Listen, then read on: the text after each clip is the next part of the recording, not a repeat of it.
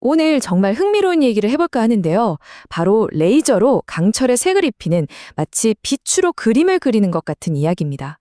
이건 빛과 강철, 그리고 그 사이에 숨어 있는 아주 다채로운 미스터리를 파헤쳐보는 일종의 탐정 수사라고 할 수 있겠네요. 자, 그럼 바로 본론으로 들어가서 이 질문부터 시작해보죠. 아니, 어떻게 다른 아무것도 없이 오직 빛만으로 단단한 강철 표면에 색을 칠할 수 있을까요? 이게 가능한 일일까요?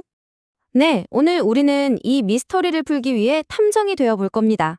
단서를 하나씩 따라가면서 이 신기한 현상 뒤에 어떤 비밀이 숨어 있는지 밝혀낼 건데요. 여러분도 저와 함께 이 흥미진진한 수사에 한번 동참해 보시죠. 자, 이게 우리의 첫 번째 사건 파일입니다. 레이저로 기껏 예쁘게 금색을 만들었는데 이게 혹시 쉽게 변하거나 사라져버리는 바보의 금 같은 건 아닐까요?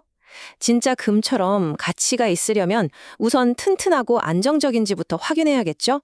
본격적인 수사에 앞서서 이 분야에 널리 퍼져 있는 몇 가지 통념들을 먼저 짚고 넘어가야 합니다. 보통 레이저로 색을 내는 건 굉장히 까다롭고 주변 온도나 재료 두께 같은 아주 작은 변화에도 색이 확확 바뀐다고들 하거든요.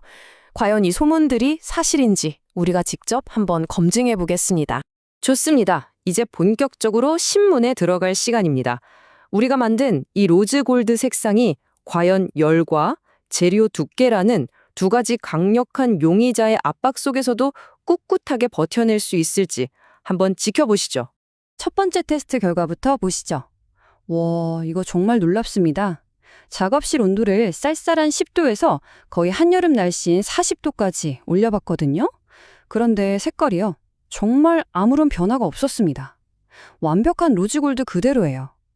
주변 온도가 색을 바꿀 거라는 첫 번째 통념, 여기서 그냥 바로 깨져버리네. 다음은 재료 두께 테스트입니다. 0.5mm짜리 얇은 강철이랑 그보다 3배 이상 두꺼운 1.6mm 강철에 똑같은 작업을 해봤습니다. 결과를 보니 두꺼운 쪽이 아주 미세하게 정말 자세히 봐야 알 수 있을 정도로 살짝 더 붉은 빛이 돌긴 하네요. 하지만 이 정도면 거의 똑같다고 봐도 무방할 정도로 색이 정말 일관되게 유지됐습니다. 자, 그럼 첫 번째 수사에 대한 판결을 내리겠습니다. 우리가 만든 이 금색, 절대 바보의 금이 아닙니다. 주변 환경 변화에도 끄떡없는 아주 견고하고 안정적인 색이라는 게 증명됐어요. 좋아요. 그럼 이제 대체 이 색을 어떻게 만드는 건지 그 비밀 레시피를 찾아낼 차례입니다. 다음 단계로 넘어가 보죠. 이제 이 금색이 진짜라는 건 알았으니까 어떻게 하면 이 색을 정확하게 만들어낼 수 있는지 그 암호를 해독해야 합니다. 결정적인 단서를 찾아야 해요. 바로 여기서 아주 중요한 단서가 등장합니다. 펄스 밀도라는 건데요. 말이 좀 어려워 보이지만 사실 별거 아닙니다. 그냥 레이저를 쏠 때 아주 작은 면적에 얼마나 촘촘하게 에너지를 쏟아붓느냐 하는 값이에요. 뭐랄까, 레이저라는 붓으로 하는 붓질이 얼마나 빽빽한가 정도로 생각하시면 쉽습니다. 그리고 바로 이겁니다. 이 표를 보세요. 펄스 밀도와 색상 사이에 아주 명확한 패턴이 보이죠? 제곱밀리미터당 약 10만 번 정도 쏘면 밝은 금색이, 그리고 거기서 좀 더 촘촘하게 약 15만 6천 번을 쏘니까 우리가 원하던 바로 그 로즈골드가 만들어졌습니다. 드디어 색상 암호를 풀 열쇠를 찾아낸 것 같네요. 자, 이제 금색 레시피는 찾았어요. 하지만 탐정의 본능은 여기서 멈추지 않죠. 오히려 이런 질문을 하게 됩니다. 만약 이 한계를 훨씬 더 넘어서면 어떻게 될까?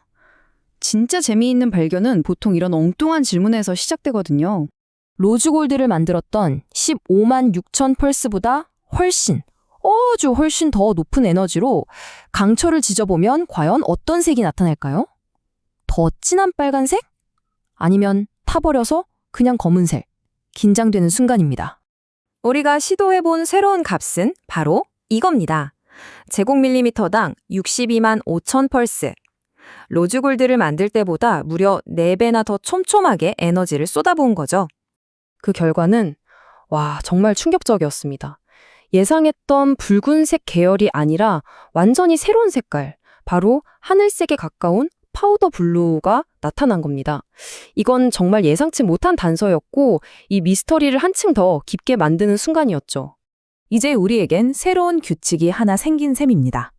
62,500펄스는 파우더 블루다. 하지만 진짜 탐정이라면 이 규칙이 정말 맞는 건지 한 번 더 확인해 봐야겠죠? 그런데 여기서부터 상황이 정말 이상하게 꼬이기 시작합니다. 핵심은 이거예요. 최종 펄스 밀도는 62만 5천으로 똑같이 맞추되 레이저 속도나 줄 간격 같은 세부 설정을 바꿔서 실험을 해봤습니다. 대부분의 경우엔 규칙대로 파우더 블루가 나왔어요. 그런데 딱 한 가지 설정, 초속 1600mm로 작업했을 때 이상한 청록색이 툭 튀어나왔습니다. 아니, 총 에너지양은 똑같은데 왜 색깔이 다른 걸까요? 규칙이 깨져버렸습니다. 심지어 이 실험을 직접 한 사람조차 혼란에 빠졌습니다. 아니, 왜 이것만 달라야 하는지 정말 이해가 안 된다고요. 그의 이 말 한마디가 이 현상이 얼마나 예측 불가능하고 미스테리한지를 그대로 보여주는 거죠. 이제 우리의 수사는 마지막, 그리고 가장 머리 아픈 증거와 마주하게 됩니다. 지금까지 우리가 세웠던 모든 가설을 뒤흔들 만한 그야말로 엄청난 반전이 기다리고 있습니다. 또 다른 실험에서 겉보기에는 그냥 칙칙한 갈색인 결과물이 남았어요. 별거 아니라고 생각할 수 있었죠. 그런데 혹시나 해서 현미경으로 그 표면을 확대해 봤더니 세상에 그 안에는 노란색, 분홍색, 파란색 같은 온갖 색깔의 작은 입자들이 보석처럼 반짝이고 있었습니다. 자, 여러분이 탐정이라면 이 단서를 보고 최종적으로 우리 눈에 보이는 색이 무엇일 거라고 추리하시겠어요? 이렇게 다채로운 색들이 빼곡하게 섞여 있다면 과연 어떤 색으로 보일까요? 정답은 놀라지 마세요. 무광 검정색입니다. 믿어지세요?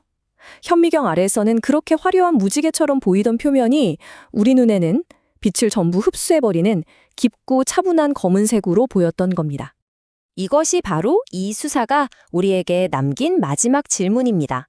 도대체 어떻게 미세세계의 그 찬란한 색상 조합이 거시세계에서는 완벽한 검은색을 만들어내는 걸까요?